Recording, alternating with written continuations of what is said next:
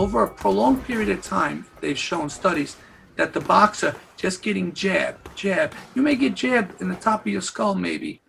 During a fight, we're going to say maybe 70 to 150 times easily.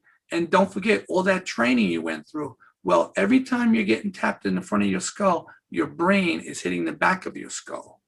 So trauma is slowly developing. It's like cracking an egg, lightly. Eventually that egg's going to crack if you keep tapping on it. I think most people believe that you need to be knocked unconscious to have a concussion, and that's just not the case.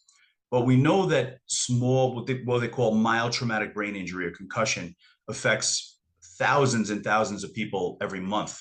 So most of these mild traumatic brain injuries appear to resolve as far as the symptoms go. But up to 30% of people have persistent symptoms, but it actually can progress into anxiety and depression and changes in personality and so on. And that's really when we need to get involved.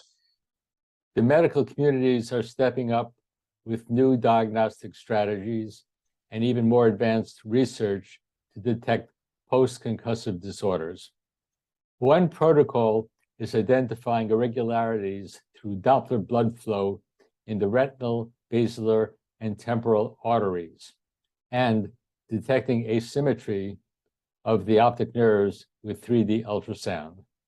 Here, we monitor the blood flow of certain key areas of the body, offering some answers to the immediate post-impact status and long-term post-traumatic pathology of our patient.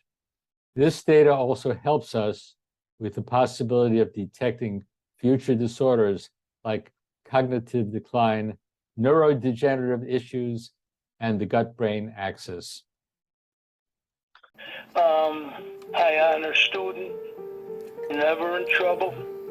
And after the second concussion in 1 week,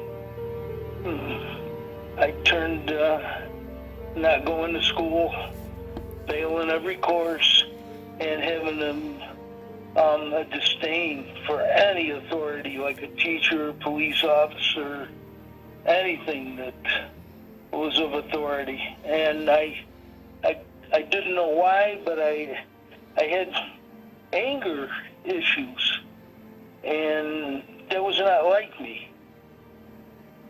And I didn't know what it was. And I carried this with me, and I finally, when I hung up the gloves, a physician friend of mine talked me into going to get help. And I spent 10 days there, and they were medicating me, and everything was going good, but then I felt I didn't need this medication anymore. I'm a zombie. And I went off of it and got really sick. I started getting sweats, and I couldn't breathe. Did something very dangerous. And she said, I knew you were off that medicine. I can tell right away by your eyes. Unreasonable and stubborn, defiant. Nobody tells me what to do. Easily angry. You're a different person. She says you have this glare in your eyes like you're in a pre-fight weigh-in, and you're staring the opponent down. And you have those dazes where those eyes are just, I think she called them shark eyes. The eyes of a shark. It's just the anger, what they're afraid of. And I am too, now that I'm back where I should be. I could hurt somebody out of impulse, and I never would want to do that. The door came back and hit me, I think on the wrist. And I punched a hole right through the door.